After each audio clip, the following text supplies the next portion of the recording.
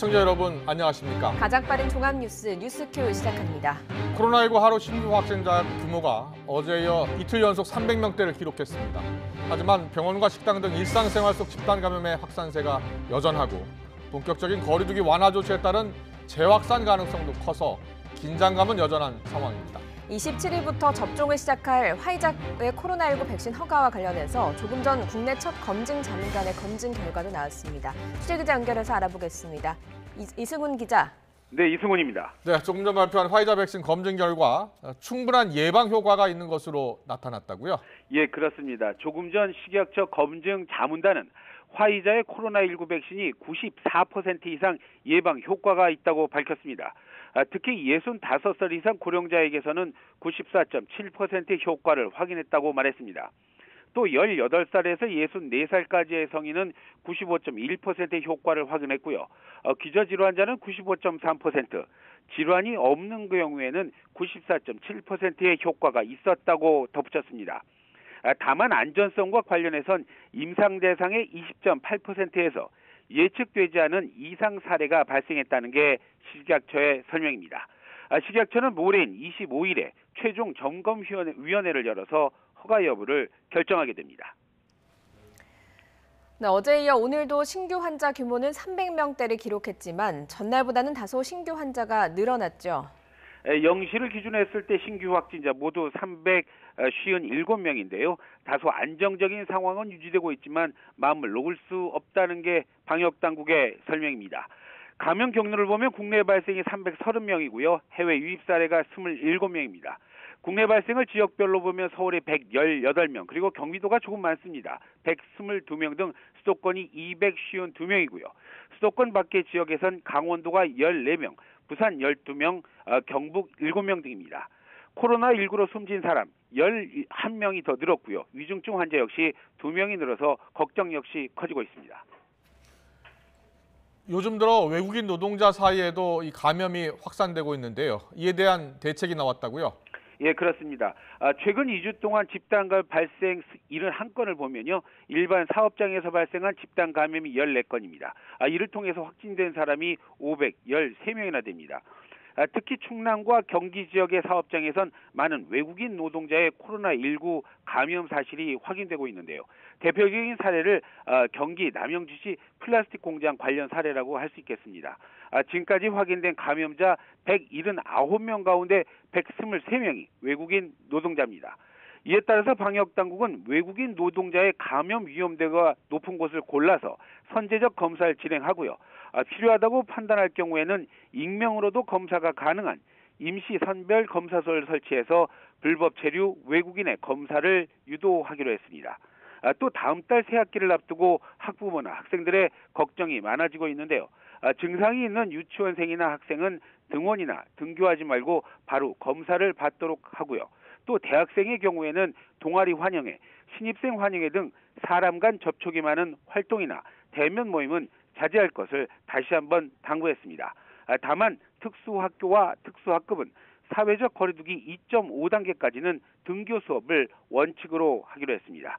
지금까지 YTN 이승훈입니다. 서울의 코로나19 신규 확진자 수가 126명으로 어제보다 20명 늘어났습니다. 게다가 지난 일요일 검사 건수가 줄었는데도 확진율은 0.6%에서 1%로 크게 상승해서 내일 확진자 수가 더 늘어날 가능성도 있습니다. 서울 서초구 의료기관에서 집단 감염이 발생해 지금까지 8명이 감염됐고 마포구의 직장에서는 누적 12명이 확진됐습니다. 코로나19 집단 감염이 발생한 강원도 정선교회와 관련한 N차 감염이 인근 지역까지 확산하고 있습니다. 강원도 보건당국은 정선 지역 주민 16명과 인근 지역인 강릉 3명, 속초 4명, 동해 1명 등 24명이 추가로 감염됐다고 밝혔습니다. 신규 확진자들은 교회 예배와 프로그램 참석 등으로 집단 감염이 발생한 해당 교회 관련 확진자의 지인과 가족들로 확인됐습니다. 정세균 국무총리는 코로나19 백신 접종과 관련해서 고령층에는 화이자 백신을 먼저 접종하는 것으로 확정될 가능성이 높다고 밝혔습니다. 정 총리는 이날 한 방송에 출연해서 아스트라제네카 백신은 65세 이상에 대한 효과성 검증이 조금 덜 돼서 확인 후에 접종하는 것으로 돼 있다며 이같이 말했습니다. 또 총리 자신이 1호 접종을 하는 것에 대해서는 국민이 주저한다면 책임 있는 사람이 먼저 나설 필요가 있지만 지금은 그럴 필요가 없는 것 같다며 오히려 순서를 기다려야 할 것 같다고 설명했습니다. 프로배구에서 코로나19 확진 선수가 나와 앞으로 2주간 남자부 경기가 잠정 중단됩니다. 당장 오늘 경기도 취소됐는데 추가 감염 여부에 따라서 V리그 시즌 전체가 요동칠 가능성도 있습니다. 조은지 기자입니다. KB손해보험센터 박진우 선수가 코로나19 확진 판정을 받았습니다. 같은 팀 케이타와 흥국생명 브루나가 입국 과정에서 나란히 확진된 적이 있지만 국내 선수가 감염된 건 이번이 처음입니다. 확진 판정 이틀 전 박진우가 OK금융그룹 맞대결에서 5세트까지 주축으로 뛴 만큼 대규모 감염으로 번지지 않을지 우려가 큽니다. 단순 좀 미열, 고열까지는 아니고 오전에 끝내는 걸 목표로 지금 다 받고 있습니다. 프로배구연맹 코보는 코로나19 대응 지침에 따라 2주간 남자부 경기 일정을 중단한다고 발표했습니다. 일요일 경기에 나선 양팀 선수단은 물론 심판과 경기위원, 취재진 등 모든 관계자가 코로나19 검사를 받습니다. 추가 감염도 걱정이지만 박진우와 코트에서 호흡하고 부대낀 선수들이 밀접 접촉자로 분류될 걸로 보여 그 규모와 자가격리 기간 등에 따라 리그 운명이 좌우됩니다. 추가 확진자가 없다면 2주 뒤인 다음 달 9일 일정을 재개하지만 4주까지 멈춘다면 일정을 줄이고 4주 이상으로 파행이 길어진다면 지난해에 이어 또 시즌을 조기 종료할 가능성이 있습니다. 박진우 선수가 센터다 보니까 전위에서 같이 네트 사이에서 경기를 했잖아요. 조금 걱정은 되는데 구단하고 논의해서 제일 좋은 안을 선택해서 진행해야 되겠죠. 다만 여자부는 타격이 없습니다. 남녀부를 오가는 심판과 기록원, 전문위원 등 관계자들이 음성 판정을 받는다면 여자부는 일정대로 정상 진행합니다. 가뜩이나 학교폭력 직격탄을 맞은 V리그는 설상가상 코로나19 덫에 걸리면서 살얼음판을 걷는 심정으로 역학조사 결과를 기다리고 있습니다. YTN 조은지입니다. 보통 이맘때면 입학식과 졸업식이 한창일 대학가의 풍경일 텐데요. 코로나19로 상황이 완전히 달라졌습니다. 온라인 입학을 하는 새내기들, 졸업식을 못하고 사진만 찍으러 학교에 가는 졸업생들 모두 아쉬운 마음이 가득합니다. 홍민기 기자입니다. 대학교 강당에 설치된 대형 스크린. 학생 100명의 얼굴이 바둑판처럼 빼곡합니다. 강당에선 총장이 입학을 선언하자 새내기들을 환영하는 폭죽이 터집니다. 이에 입학을 허가함.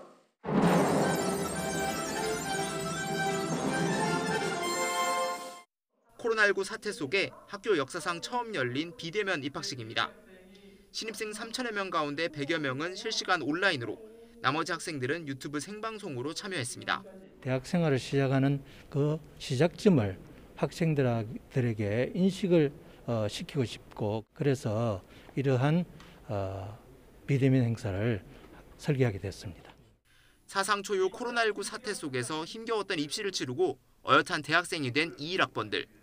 캠퍼스를 밟지는 못해도 대학 생활에 대한 기대는 한껏 부풀어 있습니다. 교육 방송국도 들어가 보고 싶고, 다양한 코딩 같은 것도 배워보고 싶고, 친구들을 직접 만나보는 게 제일 그래도 하고 싶은 것 같습니다. 대학 곳곳에서 졸업식도 열렸습니다. 대부분 대면 행사를 취소하고 최소 인원만 참석한 영상으로 대신했습니다. 오늘 연세대학교 학위 수여식은 코로나19 확산 방지를 위해 온라인 녹화 중계로 진행됩니다. 하나, 둘, 셋, 야! 그래도 꼭 남기고 싶은 건 사진. 평생 남을 순간인 만큼 잠시나마 마스크를 벗고 활짝 웃어봅니다. 좀 아쉽긴 한데 시국인지라 네, 괜찮은 것 같아요. 그 학교 끝나는데 그 마무리가 조금 사회로 나가게 된 졸업생들은 오랜만에 온 학교를 완전히 떠나야 한다고 생각하니 아쉽기만 합니다. 아쉽고 후련합니다. 아직 준비가 안 된 것 같은데 학생 신분을 떠나야 한다는 게 가장 아쉬운 것 같습니다. 코로나19가 바꿔놓은 대학 생활의 시작과 끝. 하루빨리 북적이던 캠퍼스 풍경을 되찾을 수 있기를 바라는 마음은 새내기도 졸업생도 같았습니다. YTN 홍민기입니다. 국내 첫 코로나19 백신 접종을 사흘 앞두고 정치권이 갑론을박입니다. 문재인 대통령의 1호 접종을 요구하는 국민의힘을 향해서 민주당은 정치 쟁점화를 중단하라고 비판했습니다. 국회 취재기자 연결합니다. 우철희 기자. 네, 국회입니다. 네, 백신 접종 이제 사흘 앞으로 다가왔는데 정치권이 이 1호 접종을 놓고서 공방을 이어가고 있다고요? 네, 국내에서 접종한 아스트라제네카 백신을 두고 효과와 안전성에 대한 의문이 제기되고 있죠. 국민의힘은 문재인 대통령이 좀 먼저 맞아라. 그래서 국민적인 불안을 좀 해소하라. 이렇게 요구를 하고 있습니다. 이에 더불어민주당이 국민의힘의 저급한 정쟁화라고 규정을 하면서 방역 방해 행위를 중단하라고 반박에 나섰습니다. 김태년 원내대표는 의학과 과학의 판단을 기초로 결정해야 할 백신 접종의 순서마저 정쟁의 수단으로 악용하는 행태가 매우 유감스럽다고 비판했습니다. 안전성에 의문이 있다면 정치권이 솔선수범을 하면 되는 일이고 민주당은 먼저 맞겠다는 서약까지 했다면서 계획에 따라 공정하게 접종하면 된다는 겁니다. 코로나 시국에 좌충우돌하는 야당의 유치한 백신 정쟁이 부끄럽고 한심합니다. 선거 때문이라면 야당의 백신 정쟁화는 방법도 방향도 틀렸습니다. 반면 어제 지도부가 문 대통령의 1호 접종을 요구하는 총공세를 퍼붓던 국민의힘은 숨을 고르는 분위기입니다. 기존 입장을 유지하는 선에서 정부에 오는 11월 코로나19 집단 면역 형성 계획에 의구심을 나타내면서 정확한 정보 제공만 촉구한 정도입니다. 변수를 예측할 수 없는 상황에서 아니면 말고식으로 근거 없이 막연한 계획만 발표하는 그런 아마추어식 행정이 국민의 불안만 부추기는 것 아닌지. 백신 접종이 다가올수록 1호 접종을 둘러싼 논란도 더욱 거세지는 양상입니다. 네, 백신 접종을 앞두고 변수가 또 하나 있습니다. 접종을 담당할 의사들이 강력범죄 면허 취소법에 반발해서 파업 엄포를 놨는데요. 정치권도 예의주시하고 있는 거죠? 네, 그렇습니다. 금고 이상의 판결이 확정되면 의사 면허를 취소하는 의료법 개정안이 상임위 문턱을 넘은 뒤 의사협회가 강력하게 반발을 하고 나섰는데 이에 대한 비판 여론도 거셉니다. 정부와 여당인 더불어민주당은 강경 대응을 예고하고 있습니다. 앞서 정세균 국무총리와 이낙연 대표는 의협이 마치 교통사고만 내도 면허가 무조건 취소되는 것처럼 호도하고 있다면서 결코 불법적인 그리고 집단의 행위를 좌시하지 않겠다고 경고를 했고요. 이재명 경기지사는 한 발 더 나갔습니다. 의사의 독점 진료권을 거론하면서 간호사 등 일정한 자격을 보유한 사람들로 하여금 의료 행위를 허용해달라고 요구를 한 겁니다. 어제 국민의힘 김종인 비상대책위원장이 의사들의 협조가 절대적으로 필요한 시기에 왜 하필 심기를 건드리냐는 발언에 대해서도 꼬집었습니다. 앞으로 국민의힘 의원들은 법안 심의 전에 의협에게 먼저 물어보고 김종인 위원장의 윤허를 받아야 할 것 같습니다. 반면 국민의힘은 시기를 특히 문제 삼으면서도 국민 여론이 좋지 않다는 점을 예의주시하면서 상당히 조심스러운 입장을 밝힌 상황입니다. 아직 제 개인 입장을 정한 바는 없고요.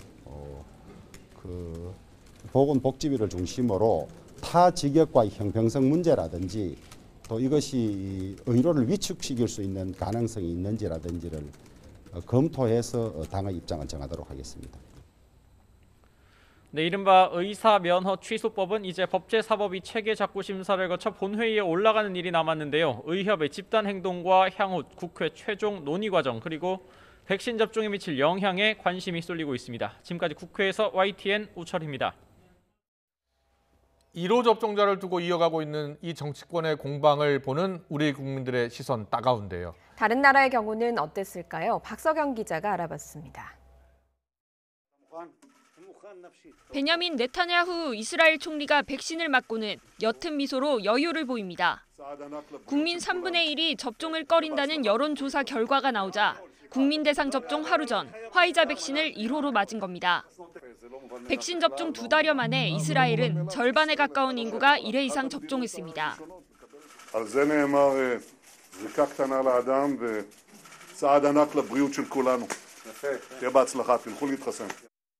조코 위도도 인도네시아 대통령은 지난달 13일 중국 시노백 백신을 가장 먼저 맞았고 남아프리카 공화국은 지난 17일 시릴 라마포사 대통령의 존슨앤드존슨 백신 접종을 시작으로 전 국민이 접종에 들어갔습니다. 다른 세계 각국 지도자들도 공개 접종에 나서며 국민 불안을 막는 데 주력했습니다. 스콧 모리슨 호주 총리는 백신 접종 시작 하루 전 자신의 화이자 백신 접종을 생중계했고 78세 고령인 조 바이든 미국 대통령도 백신 접종 시작 일주일 만에 화이자 백신을 맞았습니다. Doing this to demonstrate that people should be prepared when it's available to take the vaccine. There's nothing to worry about. 영국에선 90대 할머니가 1호였고 미국에선 간호사가 첫 접종 대상자였습니다. 이처럼 일반인이나 의료진이 가장 먼저 맞은 나라도 많습니다. 국내 1호 접종자는 아직 정해지지 않았는데 정부는 오는 25일에서 26일 사이 공개하겠다고 밝혔습니다. 앞서 야권에서 대통령을 거론하면서 1호 접종이 정쟁으로 번지기도 했습니다. 전문가들은 의학적으로는 큰 의미가 없다면서도 위기소통 측면에서는 상징적 인물이 맞는 것도 의미가 있다고 말했습니다. 상당히 상징적인 어떤 분들이 맞는 거 필요하다고 생각합니다. 그것이 꼭 누구일 필요는 없습니다. 네. 생명보호, 그다음에 감염 예방은 어떻게 할 것인가라는 거에 조금 더 관심을 가지는 게 좋다고 생각합니다. 다만 소모적인 논쟁보다는 백신 수급 문제나 취약시설 고위험군 환자 보호 등이 접종 과정에서 우선돼야 한다는 게 전문가들의 대체적인 지적입니다. YTN 박서경입니다. 우리나라에서 가장 먼저 맞게 될 코로나19 백신, 아스트라제네카 백신입니다. 우리를 곧 일상으로 돌아가게 해줄 희망, 백신 접종이 이제 사흘 앞으로 다가왔는데요. 백신이 어떤 과정을 거쳐서 우리 곁으로 오는지 정리해봤습니다. 아스트라제네카 백신은 국내에서 만들어지고 공급됩니다. 경북 안동에 있는 SK바이오사이언스에서 만들고 있는데요. 내일인 24일 아스트라제네카 백신은 국내 공급 첫 백신의 이름표를 달고 공장 밖으로 나오게 됩니다. 출하 신고를 한 백신은 경기도 이천에 있는 물류센터로 향합니다. 경찰에 군인까지 보이죠. 해외에선 운송하고 있던 백신을 훔쳐가는 사건도 있었던 만큼 만일의 사태까지 대비합니다. 물류센터에 보관돼 있던 백신은 다음 날 전국 보건소와 요양병원으로 운송되고요. 백신은 전용 냉장고에 안전하게 보관됩니다. 제주와 울릉도 같은 섬 지역에는 공군 수송기로 전달됩니다. 해외에서 들어오는 화이자 백신도 26일 금요일에 도착합니다. 초저온에서 보관을 해야 하는 화이자 백신은 운송에 조금 더 주의가 필요합니다. 네덜란드 암스테르담에서 들어오는 것으로 알려진 화이자 백신, 인천공항에서 평택 물류창고에 있는 냉동창고로 이동할 것으로 보입니다. 영하 75도에서 80도인 초저온 냉동창고입니다. 이곳은 현재 영하 72도입니다. 제가 이렇게 뜨거운 물을 받아왔는데요. 공중에 한번 뿌려보겠습니다.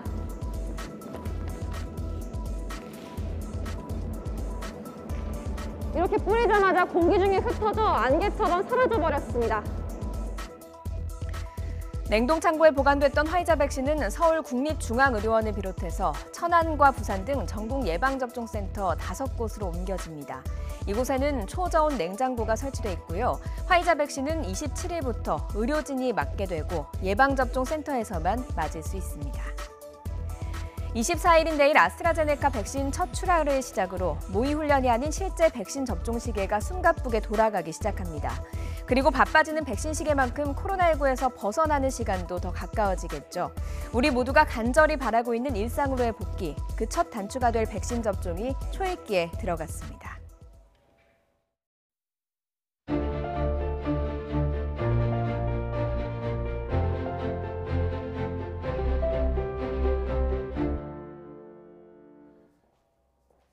지난 1차 대유행 당시에 확진 환자로 의심받은 탓에 40도가 넘는 고열에도 치료 시기를 놓쳐서 세상을 떠난 이 고 정유엽 군 기억하실 겁니다. 이 정 군의 아버님께서 이 공공의료 확충을 주장하면서 380km 도보 대장정에 나섰습니다. 치료도 제대로 못 받고 가족을 잃은 이 비통함이 얼마나 크겠습니까? 고 정유엽 군의 아버님과 이 이야기 직접 나눠보겠습니다. 아버님 나와 계십니까? 네, 안녕하십니까? 예, 안녕하십니까? 지금 경북에서부터 청와대까지 걸어서 지금 올라오고 계신다고 들었습니다. 지금 어디쯤 계십니까? 칠곡군 지천읍에 지금 역에 도착하고 있습니다. 네, 많이 힘들진 않으시고요. 평소 걷지 않아서 조금 힘든 건 있지만 견딜만 합니다. 예, 예. 여러분이 함께 올라오시는 것 같은데요? 예, 예. 예, 어떤 분들이십니까? 그 같은 이제 뜻을 같이 하시는 대책위원회 관계자분들하고요. 그리고 네네. 시민분 예. 같이 참여하고 계십니다. 그렇군요. 예. 이 아드님을 잃고 상심이 무척 크셨을 텐데요. 당시 상황을 좀 설명해 주시겠습니까? 그래서 3월 10일 마스코 오브제 둘째 날이었습니다. 예, 그때 예. 날씨 찼었고 예. 그래서 학생들도 밖에서 이제 줄을 섰다가 마스크를 구하게 됐는데요. 네네. 그것도 제가 아픈 저를 위해서 아들이 이제 어려운 발걸음을 했죠, 사실은. 그때부터 열이 나기 시작했는데 예. 그때 정부 지침이 3, 4일 지켜보고 난 다음에 선별 진료 돌아오라고 그렇게 했었습니다. 예, 예, 예.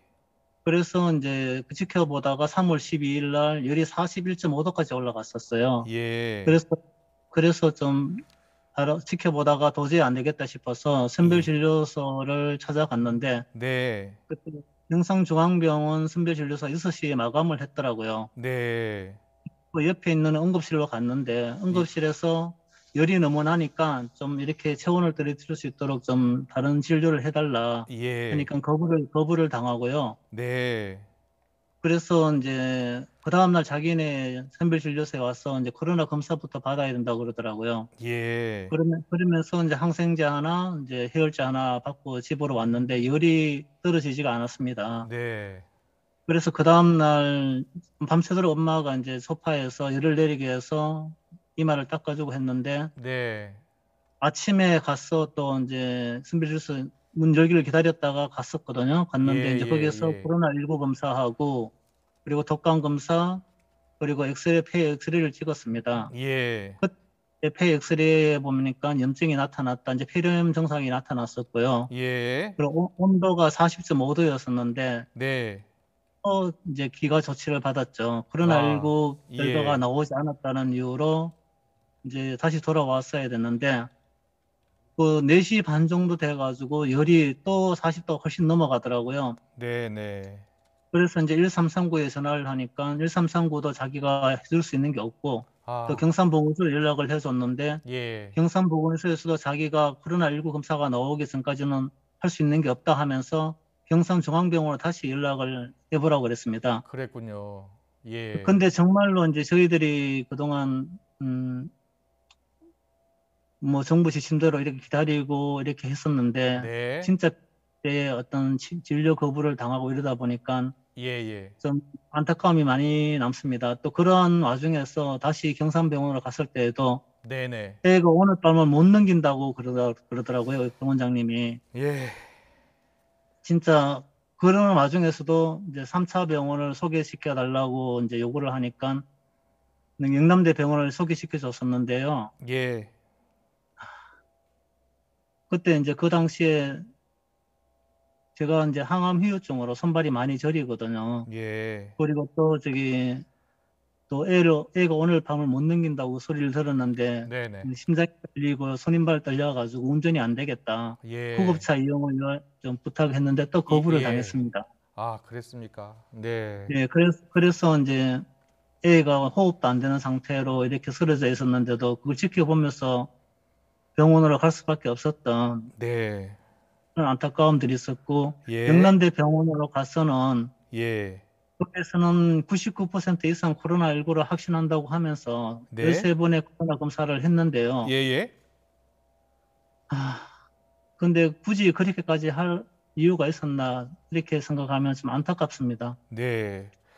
빨리 좀 이렇게 좀 전환을 시켜가지고 예. 제대로 된 어떤 처치를 받았더라면은 이렇게 그래. 위험한 지경까지 가지 않았을 것이라 저는 그렇게 예. 좀 생각을 하고 있습니다. 그렇군요. 그때 당시 상황이 이제 코로나19 대유행 시기였고 그리고 예. 우리나라 의료 체계가 아직 제대로 덜 갖춰진 곳이 많았기 때문에 치료 한번 제대로 못 받고 이렇게 아들을 잃을 수밖에 없는 상황이셨습니다. 얼마나 가슴이 아프셨을까요?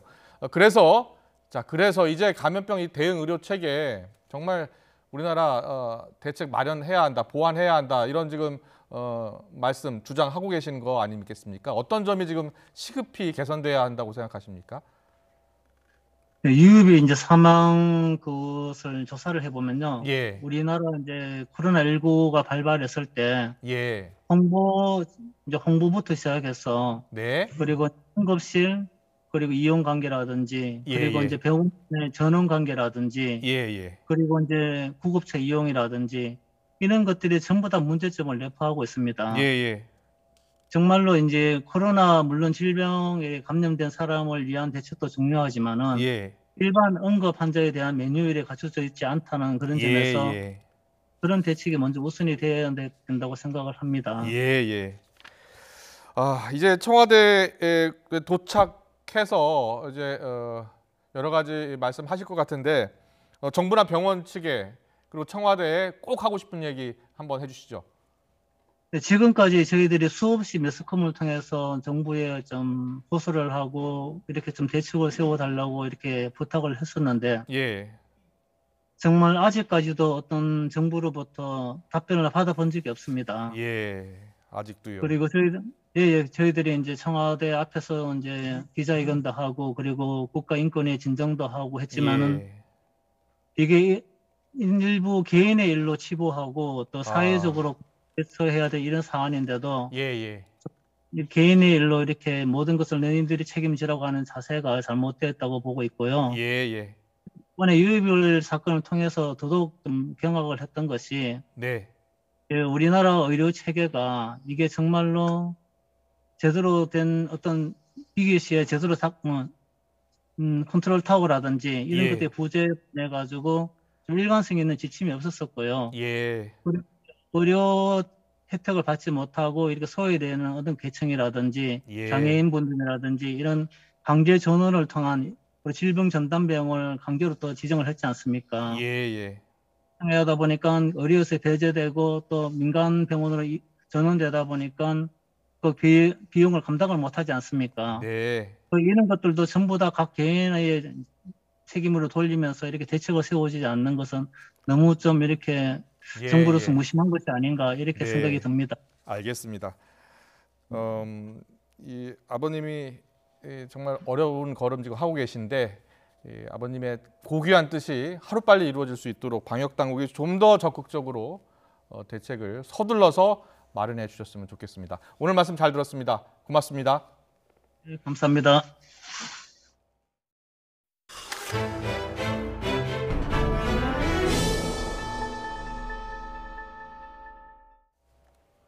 지난 16일이었죠. 강원도 동해 최전방 지역에서 발생했던 북한 남성 월남 사건. 군의 총체적인 경계 실패로 드러났습니다. 군 당국의 조사 결과 감시 장비에 10번이나 포착됐는데도 8번을 놓친 것으로 확인됐고 이 남성이 빠져나온 배수로는 이미 훼손된 상태로 관리도 엉망이었습니다. 김문경 기자입니다. 지난 16일 새벽 1시 5분쯤 북한 남성 A씨가 강원도 고성 통일전망대 부근 해안가로 상륙했습니다. A씨는 해안 철책을 따라 35분간 남쪽으로 이동하면서 잠수복과 오리발을 벌였고 이 과정에서 4대의 감시장비에 5차례나 찍힌 사실이 군 조사 결과 드러났습니다. 이 가운데 2번은 이상 징후를 알리는 경보장치가 작동했지만 군은 별다른 조치를 취하지 않았습니다. 철책에 막힌 A씨는 1시 50분쯤 배수로를 빠져나온 뒤 사라졌고 새벽 4시 12분쯤 다시 CCTV에 등장합니다. 귀순을 알리는 듯 7번 국도를 터벅터벅 걷고 있는 모습이 2분간 3차례 더 찍혔지만 누구도 눈길을 주지 않았습니다. 결국 새벽 4시 16분 민통선 재진검문소 CCTV로 2차례 A씨를 포착한 군이 감시 형태를 격상했습니다. A씨가 상륙한 지 이미 3시간이 지난 뒤였습니다. 군은 이번 상황을 엄중하게 인식하고 황골 탈퇴의 각오로 근본적인 대책을 강도 높게 추진하겠습니다. 군 당국은 조사 과정에서 관리에서 제외된 배수로가 3개가 더 있었고 A씨가 빠져나온 배수로는 이미 훼손된 상태였던 것으로 보인다고 전했습니다. 지난해 7월 강화도 배수로 월북 사건 이후 철저한 대책을 강조했지만 비슷한 경계 실패가 다시 드러난 겁니다. 군은 초기 경계 실패부터 시설물 관리, A씨 신병 확보 작전에 이르기까지 총체적 잘못을 시인하며 고개를 숙였습니다. YTN 김문경입니다. 어제 뉴스에서 요즘 아파트 값을 올리기 위해서 높은 가격의 거래가 이루어진 것처럼 신고한 뒤에 이를 취소하는 일이 많다 전해드렸는데요. 정부가 이런 허위 신고를 시장 교란 행위로 보고 강력하게 조치하기로 했습니다. 취재기자 연결해서 알아봅니다. 홍선기 기자. 네, 홍성기입니다. 네, 정세균 국무총리가 경찰의 수사까지 언급했다고요? 네, 정세균 국무총리가 수사를 통해서라도 강력하게 조치하라고 주문했습니다. 정세균 총리는 오늘 국무회의를 주재하면서 최근 아파트 등 부동산을 거래할 때 통상적인 시세보다 높은 이른바 신고가로 거래를 신고한 뒤에 취소하는 사례가 많다고 지적했습니다. 특히 특정 아파트 단지의 동일인이 여러 건의 신고가 거래를 체결한 뒤에 취소하는 사례가 상당수 관측되고 있다며 이런 행위는 실거래가 뒷받침되지 않는 허위 신고라고 지적했습니다. 실제로 지난해 3월에 울산 울주군에 있는 한 아파트에서는 하루 동안 매매 등록된 16건 가운데 11건이 최고가로 신고됐는데 20여일 뒤에 16건이 일괄적으로 취소됐습니다. 전국적으로는 지난해 국토부 실거래가 시스템에 등재된 뒤 등재된 아파트 매매 85만 5천여 건 가운데 4.4%인 3만 7천여 건은 등록 이후에 거래가 취소됐습니다. 그런데 취소된 거래 3만 7천여 건의 가격을 살펴보니까 이 가운데 3분의 1가량인 31.9%는 당시 기준으로 최고가 거래였습니다. 정세균 국무총리는 이 같은 허위 신고가 거래 행위로 인해서 부동산 시장이 일부 세력에 의해 좌우되는 것을 결코 좌시하지 않겠다는 강도 높은 비판을 했습니다. 그러면서 국토부와 기재부는 물론 국세청과 경찰청이 유기적으로 협력해서 허위 신고에 대처하라고 지시했습니다. 필요한 경우에는 수사를 통해서라도 시장 교란 행위가 발붙이지 못하도록 강력하게 조치하라고 주문한 겁니다. 주무부처인 국토교통부는 이런 주문에 맞춰서 본격적인 조사에 나서기로 했습니다. 국토부는 우선 매매 신고 뒤에 취소된 거래의 실태를 파악하고 실거래 허위 신고 의혹에 대한 전반적인 조사에 조만간 착수할 예정이라고 밝혔습니다. 또 허위 신고로 드러나면 신고인에 대해서는 3천만 원 이하의 과태료를 부과하고 악의적이고 반복적으로 허위 신고를 한 것으로 의심되는 신고인은 경찰에 수사를 의뢰하기로 했습니다. 지금까지 YTN 홍성기입니다. 신현수 청와대 민정수석이 어제 사실상 이 사의를 철회하고 문재인 대통령의 거취를 일임하기로 했는데요. 하지만 아직 문 대통령의 반응은 정확하게 알려지지 않고 있습니다. 사의 파문은 일단락됐다고 청와대가 밝혔지만 대통령의 리더십엔 적잖은 상처가 될 거란 전망도 나오고 있습니다. 최진 대통령 리더십 연구원장과 자세히 짚어보겠습니다. 어서 오세요. 네, 안녕하십니까. 예. 휴가를 마치고 청와대로 다시 출근한 신현수 수석, 어제 오후 수석 보좌관 회의에 참석을 했더라고요. 사실상 이제 사의를 철회한 겁니다. 청와대 관계자는 이번 사태는 일단락됐다라고 얘기했는데요. 원장님께서 보시기에 이번 사태가 일단락됐다고 보십니까? 그러니까 일단락에서 낙자가 떨어질 낙자더라고요. 한자로. 그러니까 상황이 한 단계로 완전히 똑 떨어져야 이렇게 일단락이 완결이 됐다고 봅니다. 근데 그런 점에서 본다면 저는 일단락이 아직 안 됐다고 봅니다. 우선요, 어제 나흘 만에 복귀한 신현수 민정수석이 본인 입으로 한마디로 한 게 없습니다. 그렇죠? 아직 본인이 어떤 입장을 밝혔는지. 이를테면 뭐 이하를 망하고 심리를 끼쳐 죄송하다든지 아무 얘기도 없었고 가타부터 얘기했고 또 더 중요한 거는 신현수 민정수석이 오전에 티타임, 오후 2시에 열리는 수석부장회의 참석을 했지 않습니까? 대통령이 어떠한 단 한마디 말도 없었습니다. 그렇지 않습니까? 그리고 단지 이제 정만호 이제 국민소통 수석이 기자들과 만나서 자, 이번 상황은 뭐 일단락이 됐다. 거취를 대통령께 일임했다라고 하는 게 전부입니다. 지금 화면은 자료 화면이고요. 앞서 이제 보내드린 화면은 다시 한번 보여주시겠습니까? 저기 이제 어제 오후 수석 보좌관 회의 화면입니다. 네, 예. 말씀 계속 하시죠. 아주 심통한 표정으로 참석을 했는데 주위 사람들과 아무 얘기도 않고요. 예. 근데 대통령이 이를테면 수고해서 앞으로 좀 계속 잘 합시다라든지 어떠한 말도 없었습니다. 네. 다만 이제 정만호 이제 그 국민소통수석 기자들과 말하는 과정에서 거취를 이름을 했다고 하는데 기자들이 물었습니다. 그러면 업무에 복귀한 거냐? 그건 아니다. 그럼 사의를 발휘한 거냐? 그것도 아니다. 양쪽으로 그렇게 극단적으로 생각하지 마라. 다만 일단락 됐다라고만 봐라라고는 아주 애매모호하죠. 그러니까 어정쩡한 상황입니다. 굳이 표현한다면 이게 봉합이라고 보시죠. 봉합. 이 의학용어더라고요. 칼로 쬐는데 일시적으로 잠깐 실로 꿰매놓은 상태. 누구는 이제 휴화산이라고 표현을 했는데요. 저는 이제 봉합 상태, 유보 상태. 이런 정말 아주 보기 드문 좀 어정쩡한 그런 상황이라고 봅니다. 그렇다면 시차를 두고 문 대통령이 민정수석 교체를 염두하고 있다는 일각의 그런 이야기가 나오고 있거든요. 가능성이 클까요? 어떻습니까? 예, 저는 이제 솔직히 문재인 대통령이 마음속으로 어느 정도 결정을 했다고 봅니다. 다만 문재인 대통령이 평소에 이제 통치 스타일상 빠르게 결단을 내리면 그 자체에 또 다른 또 후유증을 일으킬 수 있고, 그래서 명확하게 표현을 하면 또 그 자체가 또 다른 후유증을 낳기 때문에 좀 느리게 좀 약간 애매모호한 특유의 어떤 스타일을 보이고 있다고 보는 거고요. 다만 마음속으로는 적절한 시기에 교체하기로 마음 먹지 않았나. 모든 언론들이 그렇게 얘기합니다.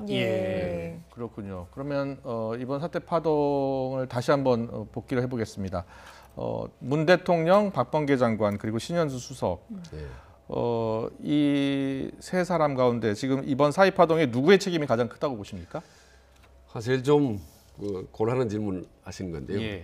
청와대 안에서 참모가 사의를 몇 차례 표명하고 반려하면 그 책임 궁극적으로 대통령이 질 수밖에 없습니다. 사실은. 그렇기 때문에 대통령이 빨리 이 사안 역시 과거에 이제 이른바 추윤 갈등처럼 사면 문제처럼 빨리 신속하게 결단을 내려 주셔야 됩니다. 그래 여러 가지 이제 잡음을 최소화할 수 있는데 그래서 이제 항상 궁금한 게 과연 신현수 수석이 둘 중에 하나인데요. 박범계 장관과 인사 갈등에서 불만해서 과감하게 참지 못하고 팍 화를 분출해 버린 건지 아니면은 한 달, 두 달 가까이 지켜보면서 청와대 안에 시스템이 도저히 안 되겠구나. 나는 내가 일할 자리가 못 된다. 라고 한 장고 그때 결단을 내린 건지 이게 모르겠단 말입니다. 후자라면은 당연히 청와대 복귀하지 않죠. 근데 전자로 복귀를 했단 말입니다. 근데 복귀를 하고 난 다서도 한마디 아직까지 본인 입으로 어떤 말도 없다는 거 보면 아직까지 청와대 여러 가지 일을 둘러싼 상황이 정리가 되지 않고 진행형이다. 진행형이라고 보는 거죠. 그 청와대 주의를 둘러싼 그 상황이 정리가 되지 않았다라고 하는 거는 어떤 상황을 이야기를 하시는 건지요? 그러니까 안에 내부의 의견이 크게 엇갈려 있었다. 이른바 저는 이제 어떻게 보면 신 수석도 민정수석도 사실 과거에 친노 친문 쪽입니다. 가까운 여권의 핵심지인데 그래서는 강경파, 온건파 간의 어떤 갈등 이런 부분이 깊이 있지 않나. 문 대통령이 검사들 중에 제일 신뢰하는 검사로 알려졌잖아요. 네, 그렇습니다. 근데 더 신뢰하는 측근들이 있는 거죠. 그렇기 때문에 민정수석에서 업무의 한계를 느끼는 겁니다. 아시다시피 민정수석 일이라는 건요. 권력기관, 검찰개혁 이런 걸 총괄 지휘하는 거고 그다음에 이제 모든 인사 장관이나 주요 고위직 인사를 총괄하는 자리입니다. 그러니까 대통령께서 강하게 힘을 실어주지 않으면 일을 하기 힘듭니다. 그런데 민정수석이 아닌 또 다른 사람에게 만약에 힘을 실어줬다면 법무장관이나 혹은 또 다른 신무실세에 힘을 실어줬다면 민정수석이 앞으로 일은 매우 힘들어지는 거죠. 아주 곤란한 처지에 놓이게 되는 거죠. 알겠습니다. 일단 원장님께서는 이번 사태가 아직 일단락된 것 같지는 않고 완벽하게 일단락된 것 같지는 않고 ING 상황이 아니겠느냐 이런 분석을 해주셨는데요. 자, 신현수 수석의 사의 파동을 놓고서 정치권에서는 여러 가지 해석이 나오고 있습니다. 주호영 국민의힘 원내대표, 정청래 민주당 의원의 말을 차례로 듣고 오겠습니다. 이제 권력이 무리하게 폭주를 하니까 측근들에게서 반란이 일어나는 거죠. 권력 핵심에서 반란이 일어난다는 것은 말기적 징후입니다. 정권 말기적 징후이고 지금이라도 왜 그런 일이 생겼는지 심각하게 생각하지 않으면 이것 자체도 오래 가지 않을 거라고 생각합니다. 인디언 기후제를 지냈으나 비는 오지 않았다 이런 거예요. 뭐 국민의힘이나 뭐 보수 언론에서는 뭐 문재인 정권 망해라 하고 계속 부풀린 거죠. 근데 결국 이제 신현수 민정수석이 이름대로 신의 한 수를 뒀죠. 복귀하겠다. 그러니까 이제 할 말이 없어지는 거죠 그동안. 뭐 그러니까 이러쿵저러쿵 얘기했던 사람. 예. 신현수 수석이 복귀한 것은 신의 한 수였다. 이렇게 또 정청래 의원은 보고 있어요. 자, 이번 사태가 문 대통령의 국정 운영엔 어떤 영향을 미치게 될까요? 저는 좀 많이 걱정스러운데 저는 이제 개인적으로 문재인 정부가 성공하고 그다음에 국정이 이제 안정됐으면 좋겠다라는 전제하에 말씀드린 저는 문재인 정부 4년 지금까지 지켜보면서 가장 어떻게 보면은 좀 아주 곤란한 상황이라고 저는 봅니다. 왜냐하면은 여권 외곽도 아니고 청와대 구중궁궐 핵심 가장 깊은 곳에서 청와대에서 가장 중요한 빅3 중 하나는 민정수석이 그것도 대통령 인사권에 대해서 마치 문제 제기를 하는 듯한 그런 모습. 일부 언론은 뭐 항명 파동이라고도 표현을 하는데요. 이런 거는 정말 바람직하지 않습니다. 바로 이런 항명 비슷한 이런 사태는요. 제2, 제3의 사태로 확산될 가능성이 높기 때문에 빨리 조기에 정리를 하지 않으면 안 됩니다. 그 정리를 문 대통령이 직접 해야 그렇습니다. 된다는 이거는 분명히 단호한 모습을 보여야 되는 거예요. 이를테면 제가 추윤 사태에서 이 자리에서 수없이 말씀드렸지만은 추미애나 윤석열을 동시에 유지를 시키든지 아니면 경질을 하든 어느 쪽을 하든지 명확해야 된다는 거죠. 그래서 만약에 복귀했다면 신현수 수석에 분명히 힘을 실어줘서 여기까지는 당시 힘을 가지고 한번 제대로 한번 해보십시오. 라든지 여기까지는 우리가 힘들기 때문에 여러 가지 국정 철학이 검찰기 차이가 있기 때문에 여기까지입니다. 오케이 그만두십시오.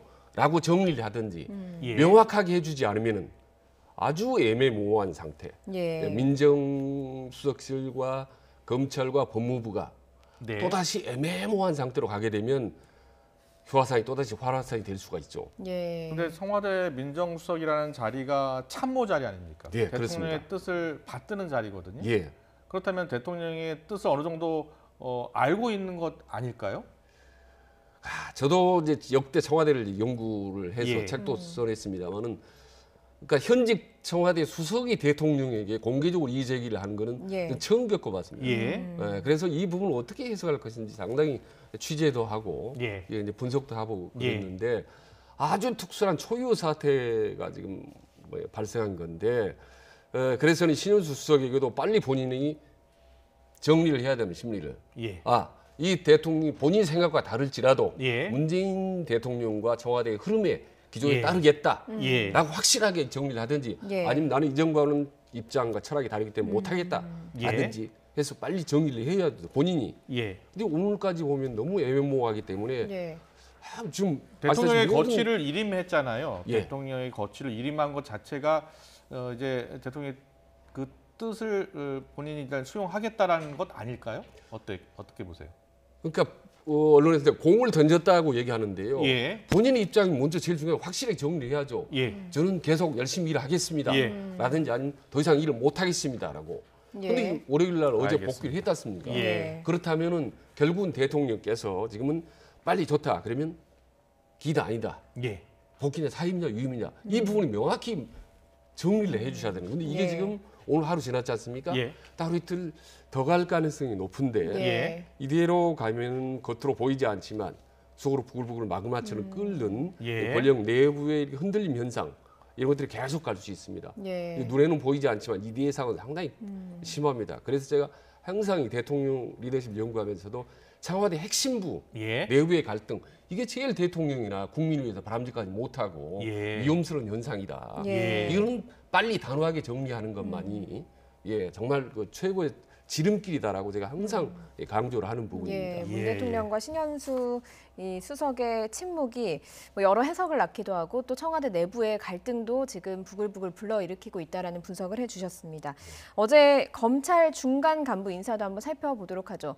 좀 관심을 가졌던 거는 임은정 임은정이었습니다. 임은정 검사였는데요. 지금 임은정 검사의 경우에는 수사 권한을 가지게 됐어요. 어떤 의미를 갖고 있었을까요? 그러니까 이제 임은정 검사가 어떤 사람이냐를 보면 금방 해답이 나오지 예. 않습니까? 아시다시피 이제 추미애 전 법무장관이 이른바 이제 핀셋 인사를 해서 유일하게 한 사람만 별도로 이제 인사를 하면서 좀 약간 이제 중용을 했지 않습니까? 네.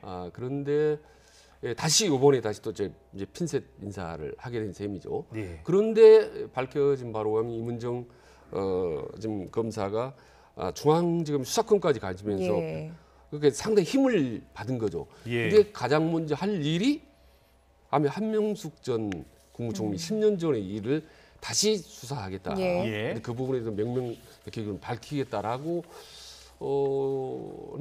의지들이 이제 언론에 나오기 때문에 예. 이런 부분이 인사가 네. 검찰이나 법무부에 대한 여러 가지 내부 분위기상 예. 마이너스 효과가 더 많을 텐데 네. 왜 굳이 저런 무리수를 둘까라는 부분이 예. 조금 솔직히 좀 경계. 다른 방법으로 얼마든지 할 수 있을 텐데 그래서 꼭 핀셋으로 해서 네. 저렇게 검찰 내부나 여러 가지 찬반의 어떤 여론 형성을 예. 만들까. 예. 더구나 사실 임은정 검사가 추구하는 부분이 옳든 그러든 간에 예. 상당히 논란의 인물 아니겠습니까? 예. 또다시 주목을 받아서 논란의 소지를 만드는 것이 예. 과연 문 대통령과 어떤 검찰 개혁에 어떤 도움이 되는지 플러스가 더 많은지 예. 이런 부분에 대해서 이제 좀 저는 거기를 갸우뚱합니다. 예, 알겠습니다. 알겠습니다. 자, 계속해서 서울시장 보궐선거 소식 좀 알아보겠습니다. 판세가 좀 뭐 혼전이라고 볼 수 있습니다. 예. 아직 시간이 좀 남아 있으니까요. 여야 후보들 지금 토론에도 막바지에 이르고 있는데요. 어제 있었던 민주당 박영선, 우상호 예비후보의 토론 내용 잠깐 보고 오겠습니다.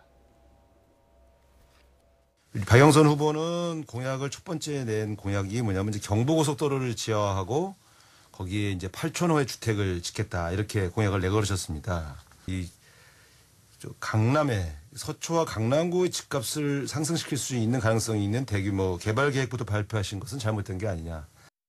제가 첫 번째 발표한 것은 공공주택 30만 호를 공급하겠다는 것이었고요. 이 공공주택을 어디서부터 공급할 것이냐. 강북에 30년 넘은 공공임대주택 단지부터 공급하겠다. 이렇게 발표를 해드리고 그리고 나서 이제 경부고속도로 지하화 공약을 두 번째로 발표를 했죠. 네, 뭐 두 후보가 남매 모두라서 그런지 그렇게 서로 공격하는 그런 모습은 아니에요. 그런데 최근 민주당이 김진애 열린민주당 후보와 단일화를 지금 준비하고 있는 것으로 알려졌습니다.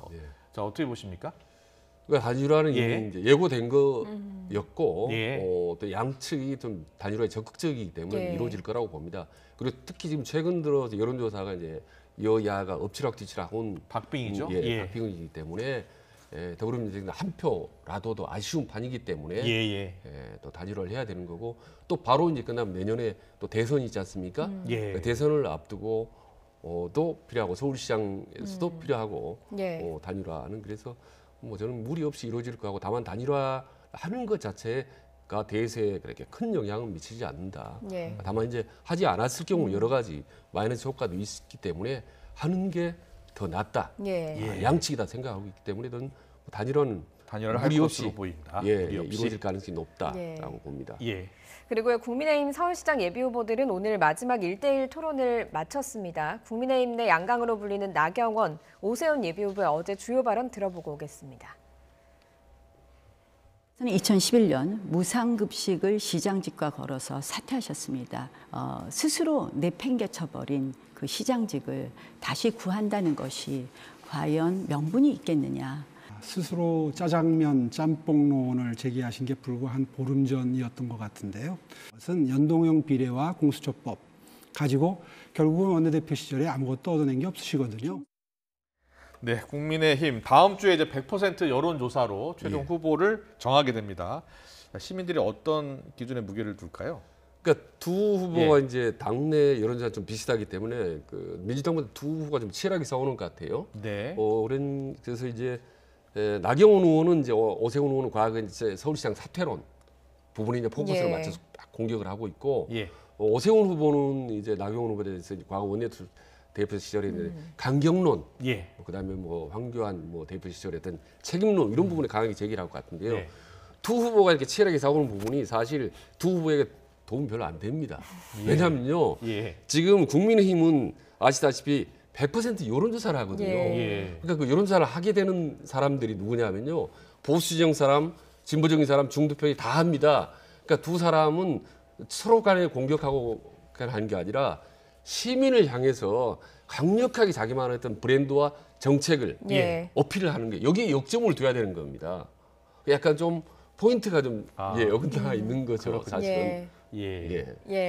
그리고 안철수 대표, 금태섭 전 의원 제3지대 단일화를 위해서 토론하자 이렇게 이야기를 했었는데 1차 토론은 했는데 선관위 유권 해석으로 2차 토론은 중계를 못하게 됐습니다. 그리고 이제 유튜브 중계로 아마 이제 진행을 할 것 같거든요. 그리고 뭐 더불어민주당 후보에 대한 경쟁력을 묻는 100% 모바일 여론조사 방식으로 단일화 방식을 할 거다, 뭐 이런 얘기도 있습니다. 이렇게 되면 누가 유리합니까? 1차 토론에서는 아시다시피 이제 전반적으로 안철수 후보가 유리한 여론조사 결과가 나오지 않습니까? 근데 이제 2차 투표를 하면 유튜브는 아시다시피 주로 이제 젊은 층이나 혹은 노년층이 많이 봅니다. 근데 안철수나 금태섭 의원이 비교적 젊은 이미지가 있기 때문에 아마 유튜브에서는 그래 크게 승부를 가리지 나오기 좀 힘들 것 같고 둘 다 좋은 반응을 얻을 것 같아요. 다만 이제 100% 모바일에서는 인지도가 높은 안철수 후보가 아무래도 유리할 수밖에 없다. 그래서 종합하면 특별히 유튜브나 이 여론조사라고 해서 이렇게 큰 이변이 생길 것 같지는 않고요. 그래서 두 후보 간에 안철수가 우월적인 그런 위치, 높은 지지도 이 부분이 좀 지속되지 않을까 그렇게 봅니다. 알겠습니다. 정치권 이슈는 여기까지 듣겠습니다. 지금까지 최재인 대통령 리더십 연구원장과 함께했습니다. 잘 들었습니다. 고맙습니다.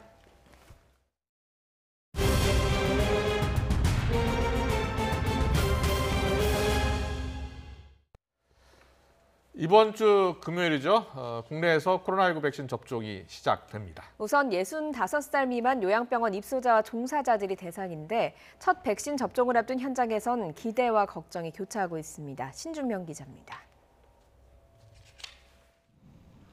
지난해 12월 200명 넘는 확진자가 발생했던 서울 구로구의 요양병원입니다. 지난달 말 코로나19 전담 요양병원으로 지정되면서 지금은 거동이 불편한 고령의 확진자들을 치료하고 있습니다. 감염에 대한 걱정이 큰 만큼 요양보호사와 직원들은 백신 접종이 시작된다는 소식이 반갑기만 합니다. 전담 병원이니까 다른 데보다 위험률이 높기 때문에 키 몇 분 제외하고는 다 맞겠다는 입장이시더라고요. 1차 접종 대상자는 65살 미만 요양병원 입소자와 종사자로 36만여 명. 이 가운데 93.8%가 접종에 동의했습니다. 하지만 요양병원의 경우 입소자뿐 아니라 요양보호사 등 종사자도 65살 이상인 경우가 많아 이번 첫 접종이 실효성이 적다는 지적도 나옵니다. 환자를 케어하시는 분들이기 때문에 나이에 상관없이 그분들도 같이 환자와 같이 주사를 맞아야 된다고 생각을 합니다. 첫 백신 접종에 이어 정부는 집단 면역을 형성하기 위해 오는 9월까지 국민의 70% 이상을 목표로 백신 접종 계획을 준비하고 있습니다. 시민들은 정부의 방역 계획에 적극적으로 협조해야 한다고 말합니다. 당연히 맞아야죠. 당연히 맞아야 됩니다. 독감도 스스로 맞고 하니까 이런 경우에는 당연히 맞아야죠. 아니 뭐 국가에서 다 검증해갖고 하는 거니까 믿고 맞는 것이 옳다고 생각합니다. 백신 접종이 시작되니 곧 예전과 같은 일상으로 돌아갈 수 있지 않을까 기대하는 목소리도 있습니다. 이제 친구들도 자주 못 만나는 것도 불편하고 뭐 마스크 이제 매일 사는 비용도 아깝기도 하고 벗고 싶기도 하고 그래서 백신이 좀 이제 많이 보편화되면 편해지지 않을까. 하지만 부작용이 걱정돼 접종 시기를 최대한 늦추고 싶다는 사람도 적지 않았습니다. 머리가 빠진다거나 막 그런 걸 본 적이 있는 것 같은데 그래서 저도 부작용이 좀 염려돼서 저도 약간 만약에 백신이 이제 진짜 정식으로 이제 출시가 된다면 사람들이 이제 맞고 나서 이제 좀 맞고 싶은데 걱정과 기대가 교차하는 가운데 시작되는 백신 접종. 별다른 변수 없이 순조롭게 이뤄질 수 있을지 모든 국민의 시선이 쏠려 있습니다. YTN 신준명입니다. 네, 국민들을 대상으로 발빠르게 코로나19 백신을 접종하고 있는 유럽의 주요 국가들은 다음 달부터 각급 학교 등교를 허용하는 등 봉쇄 조치를 완화하는 계획을 준비하고 있습니다. 백신을 접종한 뒤 4주 후에 입원하는 확률이 최대 94%까지 떨어졌다는 연구 결과도 나왔습니다. 강성욱 기자입니다. 영국 잉글랜드 지역에서 다음 달부터 코로나19 봉쇄 조치가 단계적으로 완화됩니다. 3월 8일에 모든 학생들이 등교하고 29일부터는 축구와 골프, 테니스 등 야외 운동도 허용됩니다. 스코틀랜드에서는 현지 시간 22일부터 초등학교 저학년 학생들이 등교를 시작했습니다. 독일도 사적인 모임과 학교 식당 등 3개 분야별로 단계적 봉쇄 완화 계획을 만드는 작업에 착수했습니다. 보리스 존슨 영국 총리는 4단계 봉쇄 해제 로드맵을 발표하면서 가장 큰 걱정은 변이 바이러스라고 지적했습니다.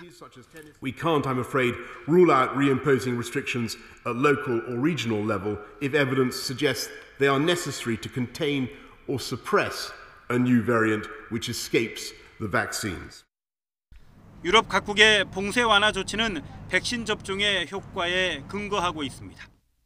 화이자와 아스트라제네카 코로나19 백신을 접종한 뒤 4주 후에 입원 위험이 90% 안팎으로 낮아졌다는 연구 결과도 나왔습니다. 스코틀랜드 에든버러대 연구 결과 화이자와 아스트라제네카 백신을 접종하고 4주 후에 입원 위험은 각각 85%와 94% 하락했다고 BBC가 보도했습니다. 80세 이상은 81% 감소했습니다. 대표 연구자인 아지즈 셰이크 교수는 아직 초기 자료지만 2가지 백신 모두 아주 잘 들었다며 미래를 낙관할 만한 이유가 된다고 기대감을 표명했습니다. YTN 강성욱입니다. 네, 계속해서 한영규 해설위원과 함께 코로나19 백신 접종 상황에 관해서 좀 더 자세히 알아보겠습니다. 어서 오십시오. 어서 오세요. 예. 금요일 오전 9시에 이제 첫 접종이 시작이 되는 거잖아요. 지금 백신은 일단 공장에서 생산되고 있는 거죠? 네, 그렇습니다. 예.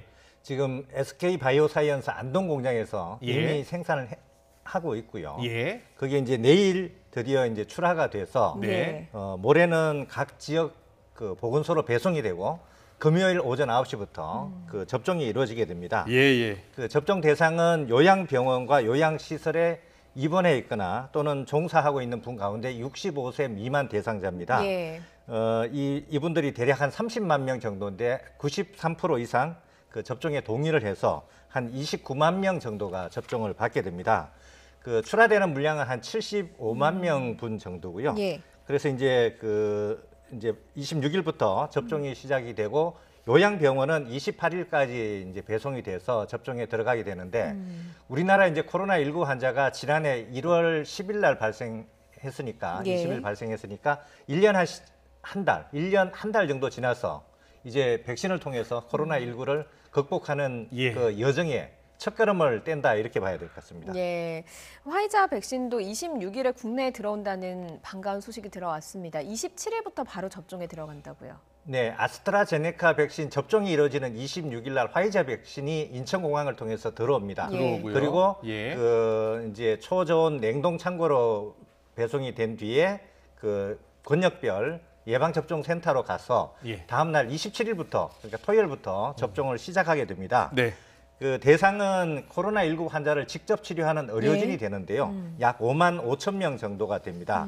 이분들은 이제 감염병 전담병원이나 중증 환자 치료 병상이 있는 병원에 종사하는 그 의료진, 그리고 생활치료센터에 근무하는 의료진이 되겠습니다. 이 화이자 백신은 영하 70도에서 보관돼야 되기 때문에 그 지금 국립중앙의료원에 중앙예방접종센터가 설치되어 있고요. 각 권역별로 예방접종센터가 있는데 이곳에서 접종이 이루어지고 그리고 감염병 전담병원 같은 경우는 환자를 계속 돌봐야 되기 때문에 120명 이상 접종 대상자가 있는 곳은 그쪽 병원으로 배송을 해서 자체 접종을 할 예정입니다. 그렇군요. 자, 2월, 3월 이렇게 2달 동안 접종받는 사람들이 모두 몇 명이 됩니까? 그리고 지금 접종 맞을 사람들한테 또 통보는 간 겁니까? 지금 이제 그 대상자를 다 그 정해서 특히 첫 번째 접종이 되는 요양병원, 요양시설 종사자 가운데는 65세 미만 종사자들은 전부 명단을 통보를 했고 또 접종 예. 의향까지 다 확인을 했고 그렇군요. 93% 이상이 접종을 동의를 했고요. 예. 그러면 이제 금요일부터 접종이 시작돼서 3월 말까지 접종은 방역 당국은 대략 한 130만 명 정도 접종하는 걸 목표로 예. 하고 있습니다. 예. 전체 인구 대비 한 2.5% 정도 되는데요. 제일 먼저 우선순위가 지금 금요일부터 접종하는 요양병원, 요양시설 65세 미만. 입소자나 종사자고, 그다음이 이제 코로나19 환자 치료하는 의료진이고, 그다음에 3월 8일부터는 병원급 이상 의료진, 그러니까 중증 환자를 많이 보는 병원급 이상 의료기관 종사자가 세 번째 접종 대상자로서 접종이 시작이 되고요. 그리고 이제 코로나19 1차 대응 요원이라 그래서 119 구급대원이나 역학조사하는 분들, 또 검역요원들이 이제 세 번째 접종이 됩니다. 그러면 지금 이제 아스트라제네카 백신이 한 75만 명분, 그리고 화이자 백신이 약 6만 명분, 이렇게 한 81만 명분에다가 3월 말에는 화이자 백신이 한 50만 명분 정도 더 들어올 예정입니다. 그러면 대략 한 130만 명 정도가 3월까지 접종이 되지 않을까 그렇게 예상이 되고요.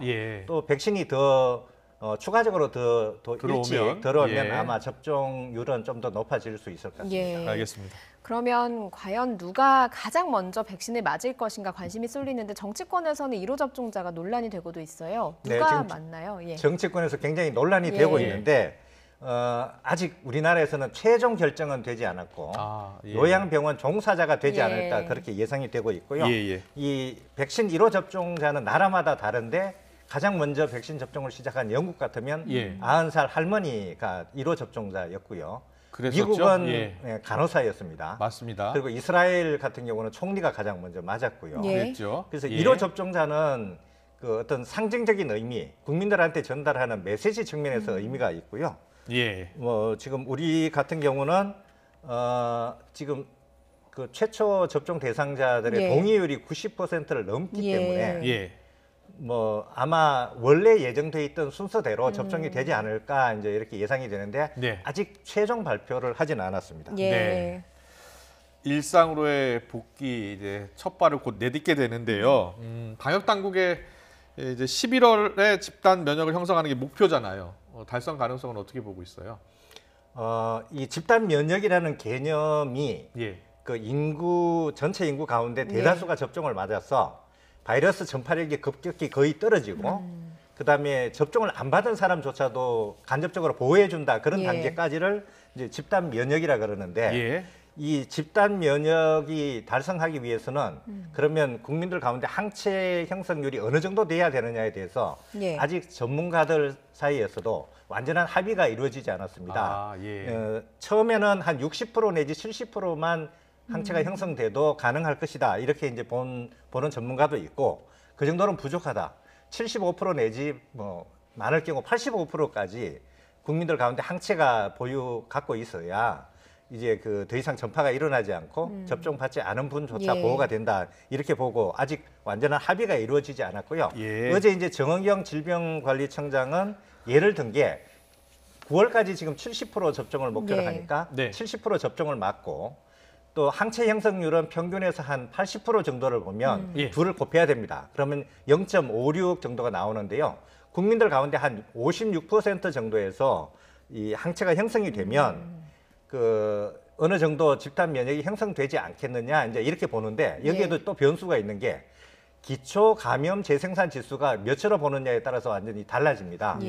그걸 이제 기초 감염 재생산 지수를 2로 보면 56%니까 충분히 어느 정도 집단 면역이 형성됐는데 지금 변이 바이러스도 나오고 해서 이게 일부 전문가는 한 5 정도까지 봅니다. 그러면 이게 최소 80% 이상 항체가 보유해야 되기 때문에 이 집단 면역까지 가는 데는 굉장히 갈 길이 멀다. 그리고 쉽지 않은 길이다. 그러다 보니까 영국의 경제 분석 기관 같은 경우는 한국이나 일본, 호주 같은 경우는 내년 중반쯤 돼야 집단 면역이 형성되지 않겠느냐 그런 전망도 나오고 있습니다. 알겠습니다. 그리고 코로나19 신규 확진자 이틀 연속 300명대를 보였습니다. 확산세가 꺾였다고 볼 수 있겠습니까? 그 지난주에 600명대 이틀 연속 있다가 예. 지금 300명대로 내려왔기 때문에 굉장히 많이 감소한 측면이 있고요. 예. 지난주는 이 대규모 집단 감염이 많았습니다. 예. 뭐 보일러 난방기 공장이라든가 플라스틱 제조 공장 이런 게 많았는데 이번 주는 그런 대규모 신규 어떤 집단 감염이 눈에 띄지 않아서 예. 굉장히 긍정적인데요. 그렇지만 방역 지표로 보면 아직 안심할 수 있는 단계는 아닙니다. 예. 왜냐하면 네. 감염 재생산 지수가 1을 넘어서 이 아직 확산세라고 봐야 되고요. 예. 그리고 검사했을 때 확진자가 나오는 양성률도 점점 좀 높아지고 예. 있고 최근 일주일간의 하루 평균 확진자도 지금 450명대 이 정도 좀 돼 있어서 이게 하루가 아니고 일주일 연속 지금 그런 상황이기 때문에 예. 안심할 수 있는 단계가 아니고 내일 이후 주말까지 신규 환자가 어떻게 발생하는지가 굉장히 중요할 것 같습니다. 예. 알겠습니다. 오늘 코로나19 상황은 여기까지 듣겠습니다. 한영기 해설위원과 함께했습니다. 잘 들었습니다. 고맙습니다.